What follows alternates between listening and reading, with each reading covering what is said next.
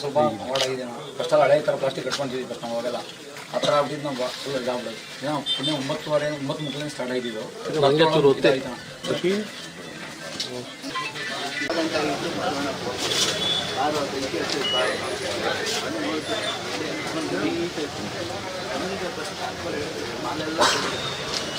Avoid ಆಯ್ತು ಬೆಂಕಿ avoid ಆಯ್ತು ಮುಂದಕ್ಕೆ ಹೋಗೋಕ್ಕಾಗಿಲ್ಲ ಇಲ್ಲಿಗೆ ಕೊನೆ ಆಗುತ್ತೆ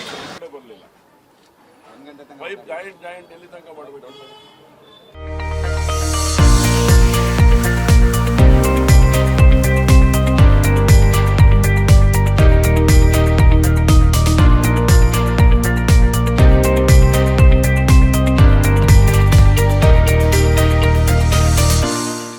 ಅದಕ್ಕೆಲ್ಲ ಕಂದಾಯ ಕಟ್ತಾ ಇರ್ತೀವಿ ನಾವು. ಅದೇನಾಗಿದೆ ಏನೋ ಗೊತ್ತಿಲ್ಲ, ಇಲ್ಲಿ ಅವಘಡ ನಡೆದೋಗ್ಬಿಟ್ಟೈತೆ. MLA ಅವರು ಪಾಲಿಕೆಯವರು ಎಲ್ಲ ಬಂದು ಹೋಗಿದ್ದಾರೆ. ನಾವು ಸವಿನಲ್ಸಗಳು ಸಂಘಗಳೆಲ್ಲ ತಗೊಂಡಿದ್ದೀವಿ. ತುಂಬ ಕಷ್ಟ ಆಗ್ತೈತೆ, ಏನೇನೂ ಉಳಿದಿಲ್ಲ ಇಲ್ಲಿ. ಇದ್ರ ಮೇಲೆ ಯಾರು ಸಹಾಯ ಮಾಡಿದ್ರೆ ಬದುಕಂತೀವಿ ಸರ್. ನಾವು ಜೀವನ ಮಾಡೋಕ್ಕೆ ಕಷ್ಟ ಆಗ್ತೈತೆ. ವಾರ ವಾರ ಮುನ್ಸಿಪಾಲ್ಟಿಗೂ ಕಟ್ತಾ ಇದ್ದೀವಿ, ನಾವು ಯಾವುದನ್ನು ನಿಲ್ಲಿಸಿಲ್ಲ. ನಮಗೆ ಯಾರು MLA ಯಾರು ಬರ್ತಾರೋ ಅವರು ಯಾರ ನಮಗೊಂದಿಷ್ಟಂತ ಪರಿಹಾರ ಅಂತ ಕೊಟ್ಟರೆ ಮುಂದೆ ಜೀವನ ಮಾಡ್ತೀವಿ ಸರ್. ಇಲ್ಲಾಂದ್ರೆ ನಮ್ಗೆ ಭಾರಿ ಕಷ್ಟಗಳಾಗ್ಬಿಡ್ತೈತೆ. 4 ದಿವಸ ಅಂಗಡಿ ಹಾಕಲಿಲ್ಲ ಅಂದ್ರೆ ಊಟ ಮಾಡೋಕ್ಕೆ ಕಷ್ಟ ಆಗ್ತಿದೆ ಸರ್ ನಮಗೆ. ನಮ್ದು ಬಳೆ ಅಂಗಡಿ, ಸ್ಟೇಷನರಿ ಅಂಗಡಿ. 30 ವರ್ಷ ಆಯ್ತು ಸರ್. ಒಂದು 3 ಲಕ್ಷ ಲಾಸ್ ಆಗಿದೆ ಸರ್ ನನಗೆ. ಒಂದು ಅವಘಡ ನಡೆದೋಗಿದೆ. ಸುಮಾರು 6 ಅಂಗಡಿಗಳು ಬೆಂಕಿಗೆ ಆಹುತಿ ಆಗಿದೆ. ಅವರು ತಗೊಂಡು ಮಾರಾಟ ಮಾಡಲಿಕ್ಕೆ ತಂದಂಥ ಎಲ್ಲವೂ ಕೂಡ ಸುಟ್ಟು ಭಸ್ಮ ಆಗಿದೆ. ಒಂದೆರಡು ಅಂಗಡಿದು ಸಣ್ಣ ಪುಟ್ಟದ್ದು ಒಂದಷ್ಟು ಮೇಲ್ಗಡೆ ತಗಡು ಶೀಟ್ಗಳೆಲ್ಲ ವ್ಯತ್ಯಾಸ ಆಗಿರೋದು ಬಿಟ್ಟರೆ ಏನು ತೊಂದರೆ ಆಗಿಲ್ಲ, ಪ್ರಾಣ ಹಾನಿಗಳಾಗಿಲ್ಲ. ಅದಕ್ಕೆ ಹೇಳ್ತಾ ಇರ್ತೀನಿ ನಾನು ಯಾವಲ್ಲೂ ದೇವ್ರ ದೊಡ್ಡವನು ಅನ್ನೋಂಥ ಮಾತನ್ನು. ಅದ್ರ ಪರಿಣಾಮ ಆಗಿಲ್ಲ. ಅಕಸ್ಮಾತ್ ಗ್ರಾಚಾರ ಕೆಟ್ಟು ಸಂಜೆ ಆಗಿಬಿಟ್ಟಿದ್ರೆ ದೊಡ್ಡ ದುರಂತ ಶಿವಮೊಗ್ಗದಲ್ಲಿ ನಡೆದೋಗ್ಬಿಡೋದು.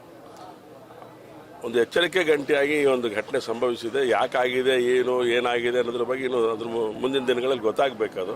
ಅದೆಲ್ಲದ ಆನಂತರ ಆದರೆ ಈಗ ತಕ್ಷಣಕ್ಕೆ ಆಗಬೇಕಾಗಿರೋಂಥ ಸಂಗತಿಗಳ ಬಗ್ಗೆ ಯೋಚನೆ ನಡೀತಾ ಇದೆ. ಯಾಕೆಂದರೆ ಫೈರ್ ಇಂಜಿನ್ ಬಂದಂಥ ಸಂದರ್ಭದಲ್ಲಿ ಒಳಗಡೆ ಫೈರ್ ಇಂಜಿನ್ ಹೋಗ್ಲಿಕ್ಕೆ ಆಗದೇ ಇರೋಂಥ ಸ್ಥಿತಿ ಇದೆ. ಯಾವಾಗ ಏನಾಗುತ್ತೆ ನಮಗೇನು ಗೊತ್ತಿರಲ್ಲ.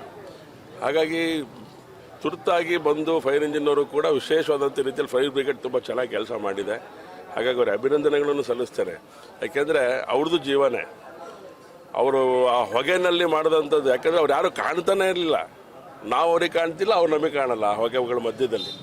ಆ ಸ್ಥಿತಿಯ ಒಂದು ಪರಿಸ್ಥಿತಿ. ಆದರೆ ಎಲ್ಲದನ್ನೆಲ್ಲ ಸಹಿಸಿಕೊಂಡು ಒಂದು ಸರಿಯಾದಂಥ ರೀತಿಯೊಳಗಡೆ ಕ್ರಮವನ್ನು ತಗೊಂಡಂಥ ಪರಿಣಾಮವಾಗಿ ಇವತ್ತು ಒಂದಷ್ಟು ಅಂಗಡಿಗಳು, ಇನ್ನೂ ಅನೇಕ ಅನಾಹುತ ಆಗೋಂಥ ಅಂಗಡಿಗಳೆಲ್ಲ ತಪ್ಪಿಸಿದ್ದಾರೆ.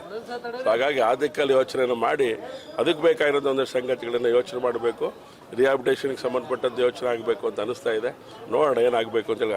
ನಮ್ಮ ಅಧಿಕಾರಿಗಳೆಲ್ಲ ಬಂದಿದ್ದಾರೆ, ನಮ್ಮ ಕಮಿಷನರು ಕವಿತಾ ಮೇಡಮ್ ಬಂದಿದ್ದಾರೆ.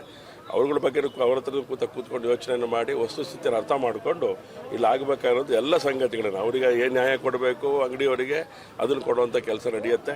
ಅದನ್ನು ಸರ್ಕಾರದ ಮಟ್ಟದಲ್ಲ ಅಥವಾ ಜಿಲ್ಲಾಧಿಕಾರಿಗಳ ಕಾರ್ಪೊರೇಷನ್ನ ಕೊಡಬೇಕಾ. ಸಾಮಾನ್ಯವಾಗಿ ಮಾನವೀಯತೆ ನೆಲೆ ಒಳಗಡೆ ಕಾರ್ಪೊರೇಷನ್ನು ಕೊಟ್ಟಿದೆ, ತಹಸೀಲ್ದಾರು ಕೊಟ್ಟಿದ್ದಾರೆ. ಈ ಥರದ್ದೆಲ್ಲ ನಡೆದಿದೆ ಆವಾಗಲೂ ಕೂಡ. ಹೆಚ್ಚಿನ ರೀತಿಯೊಳಗಡೆ ಸಹಕಾರ ಕೊಟ್ಕೊಂಡು ಅವ್ರ ಜೀವನಕ್ಕೂ ತೊಂದರೆ ಆಗದಿರೋಂಗೆ ನಾವು ಮಾಡ್ತೇವೆ. ಹಾಗಾಗಿ ಇಷ್ಟಕ್ಕೆ ನಿಂತಿರೋದ್ರಿಂದ ಭಗವಂತನಿಗೆ ನಾನು ಕೃತಜ್ಞತೆಗಳನ್ನು ಸಮರ್ಪಣೆ ಮಾಡ್ತೇನೆ.